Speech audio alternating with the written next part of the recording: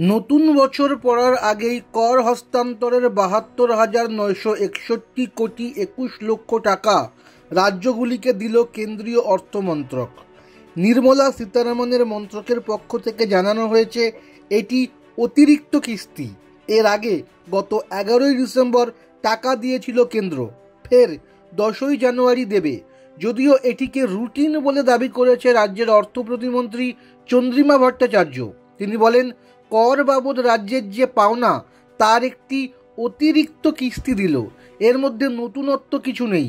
উল্লেখ্য, এর মধ্যে জিএসটির কাঠামো অনুযায়ী রাজ্যের যে পাওনা সেই টাকা নেই।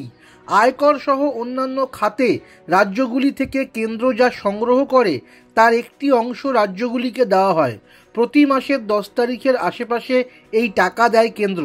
তবে কেন্দ্রীয় অর্থমন্ত্রকের তরফে বলা হয়েছে, নতুন বছর শুরু হওয়ার আগে এই টাকা অতিরিক্ত কিস্তি বাবদ দেওয়া হলো।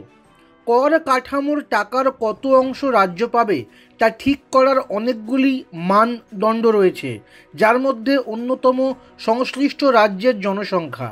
সেই অনুযায়ী যোগী আদিত্যনাথের উত্তরপ্রদেশ পেয়েছে ১৩,০৮৮ কোটি ৫৮ লক্ষ টাকা। দ্বিতীয় স্থানে রয়েছে বিহার, পেয়েছে ৭,৩৩৮ কোটি টাকা। তৃতীয় স্থানে রয়েছে মধ্যপ্রদেশ, পেয়েছে ৫,৭২৭ কোটি টাকা। চতুর্থ স্থানেই রয়েছে বাংলা। মমতা বন্দ্যোপাধ্যায়ের রাজ্যেও এই অতিরিক্ত কিস্তিতে পেয়েছে ৫,৪৮৮ কোটি ৮৮ লক্ষ টাকা।